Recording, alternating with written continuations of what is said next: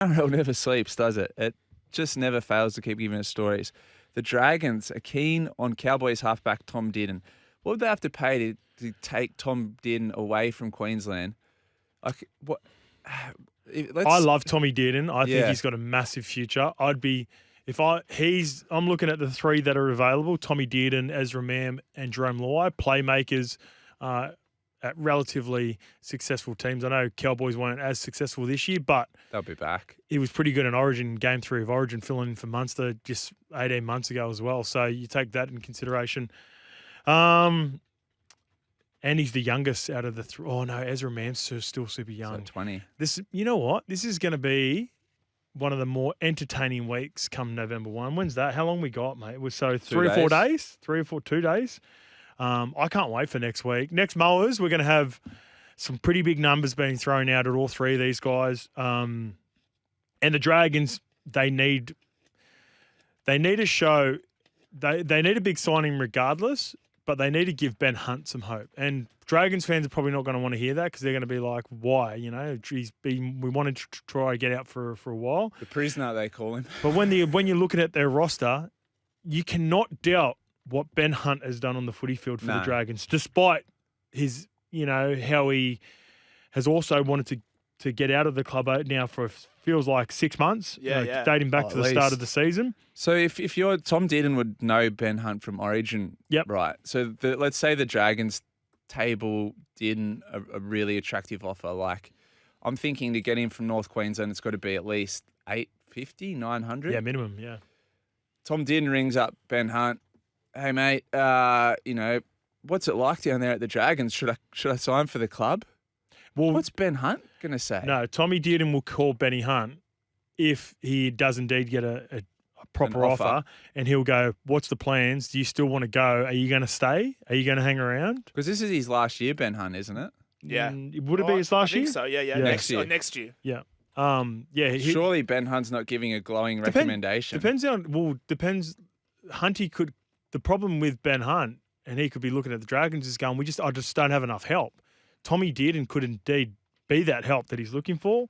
And if there are another couple of players that they could recruit in some different spots, then maybe he goes, well, maybe it is worth me staying here. But do you think with Tommy Dearden, we saw what happened to the Broncos, right? He had a struggling team. His form dipped. He ended up leaving. Now he's at the Cowboys, which are a pretty stable side bar this year. Would that be playing into his decision at all? Well, do I go to a team who's down the bottom end of the ladder? Is my form going to be the same? I don't think he would anymore. I think that was just a part of growing up. He had a lot of expectations on him coming through. He's come a long way, hasn't he? Yeah. When some of these players get certain tags put on him, he's a small halfback coming through at the Broncos. People start calling him the next Alfie Langer. Yeah. All that pressure that comes with that. I've seen Brooks just did a podcast with Aaron Woods recently about the pressure when Joey himself was saying he's the next best 7 to come through and will play for New South Wales. Just all that expectation weighs down on you. I think you've got to go somewhere and get the confidence, get the runs on the board, and then be able to come back. Another guy I'll throw. There's another name that I played with coming through. His name was Blake Green. Yeah, had a great NRL career. When he was coming through, he was my age. We went to school together. Everyone was going, he's the next best 7 for Parramatta. He's going to be better than Peter Sterling. Tim Smith was playing for Parramatta at the time. It's like he'll take over Timmy's spot or become the 6 with him. And then it just didn't eventuate for him here early on. He went overseas, went to Wigan, won a few comps, come back and had played like 200 NRL games. And everyone loved him. Yep. Same on halves up for sale. Panthers Jerome Luai. It's believed the Panthers have upped their deal to 1.7 a year for 2 years. 1.7 across 2 years, which is $850 a year. Is that about right? Yeah, I think it's right. It's the most respectful number for Jerome from the Panthers because what they're doing with the 2-year deal, they're saying, look, you'll probably get more money elsewhere. He'll probably be leaving some money on the table to stay at Penrith, but he'll be part of history. And how many people can say that they've won not 3 in a row, but potentially 4 in a row? And maybe even 4 from 5. If they don't win next year, they've got an opportunity to win the year after. So 2-year deal, and then he can still make bank after that next 2 years because he'll still only be 27, 28, and he could go and sign a 5-year deal for $6 million, like 1.25 a year to finish off his career. We just had a text from Josh earlier in the show, actually around this same topic, he said, do you think Luai signing with a new management is indicative that he wants to go to another club? Why would he sign and forfeit a portion of the salary? So previously he was self-managed. Why would he sign and forfeit a portion of his salary that Penrith had tabled? It was quite clear they weren't going to go much higher. On the flip side, maybe it's indicative that he's going to re-sign with Penrith. Penrith might have added the 50K to cover his management slice of the pie. And Luai's management can then help him get third-party agreements and whatnot. Just trying to get my head around the fact that he had a deal in front of him and then he signed with management. All that does, wherever he ends up going, it gives him power and more capability to negotiate with whatever. So don't necessarily put it down to his leaving or his staying. All it does is now is give him more freedom to renegotiate a deal. So whether, like I said, whether it stays at Penrith or does indeed go, he's got new management in control, and he obviously wasn't happy with his old management. All right, the Bulldogs have signed Josh Curran from the Warriors. Yeah, Curran's an interesting one. I like Curran. I think he's a really good player, but the problem I get with the signing is I really like, obviously, Kickow, and I think Preston is a future Origin player. I love what I seen in the first season for the Bulldogs. Whether one of them is going to play middle or he finds himself in a situation where he's in a rotation again like he was at the Warriors, because I think Josh Curran is capable of being an out-and-out 60, 70-minute back rower starter. Yeah. I don't have him over Kickow or Preston personally. Could he play 13? Maybe that's what they're thinking. I know they've got Jamin Salmon who's coming over, who I think could also play the 13 role. Yeah. And Kurt Mann. Yeah, so they've got... Has that been announced? I think...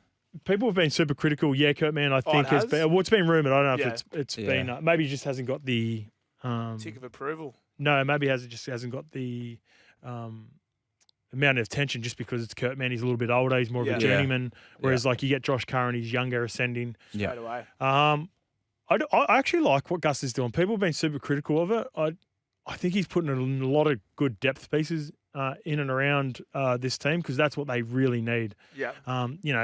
Fans often want stars, but if you look what the Warriors did last year, they put together a lot of first graders, a lot of guys that had experience, and whether it's winning or losing, they got runs on the board. They got 50 to 150 first grade games, and that's when you start to really understand who you are as a first grader. And there are a number of them now that are going to be depth pieces for the Bulldogs, because when they went through that really dry period, they had guys out there that just weren't out and out first graders. The Eels, amongst a couple of other clubs now, the Tigers and the Knights also in the race, after Josh Addo-Carr. Yeah, whenever the smoke was fire with these sorts of things, right? Josh Addo-Carr, comes... It's a tricky one too with Josh Addo-Carr because he's beloved by the Bulldogs fans. So I think there'll be ongoing conversations between him. Gus is a pretty smart operator as well in that he probably wouldn't go completely throwing a guy like with a personality like Fox under the bus. So if it is a conversation that maybe he has with the management of Fox, like maybe it's not working out at the Dogs, is there anywhere else you'd like to go? Would you be open to moving? Yeah. It's one to follow. I've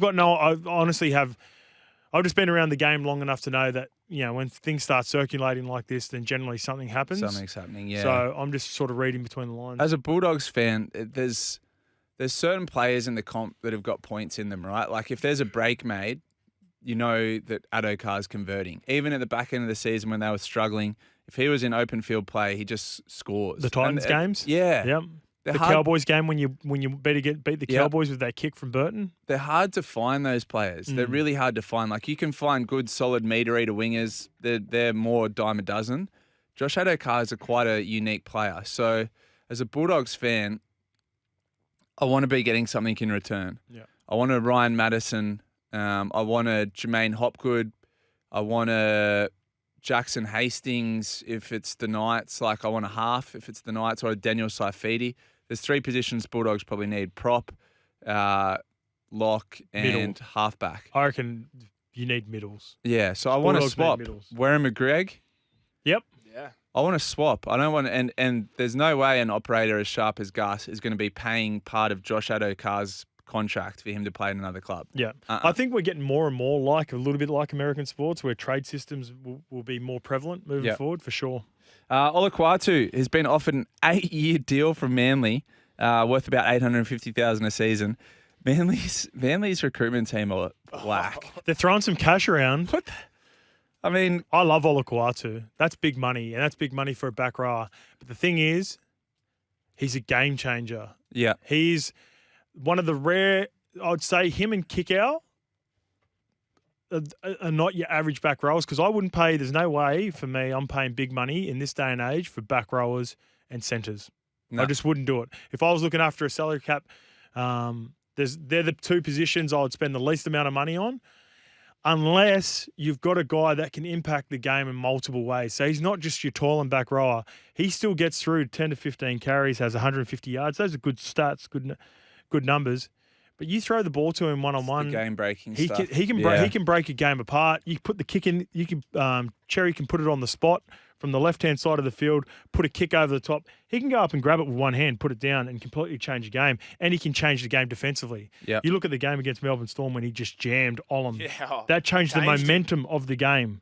So those little things, if I am going to play money for those sorts of players, it's a Kickow and it's a Olakuatu, probably. They're the only guys. David Fafita, maybe the only other one up at the Gold Coast Titans. I just wonder when we're going to learn our lesson about paying long-term deals for high-impact players. Like Olakuatu plays the game at 100 miles an hour. He's big collisions, both in attack and defense, and we saw the same thing from Jason Taumalolo, and it's just very, very hard to maintain that physically for a long period of time. So, yeah, is 850 a season for Olakuatu value for 2 years, 3 years, maybe 4 years, 8 years? Nah, leave me out of it.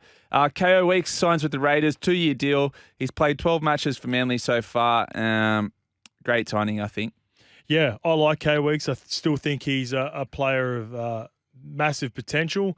For whatever reason, just couldn't quite solidify. I think they sort of wanted him to be that 14, cover every position sort of role, and it just didn't work out. Obviously, when Tommy Turbo goes down so early and they had a specific role for him to come and cover a few different positions, then that threw everything out of whack. I like K Weeks.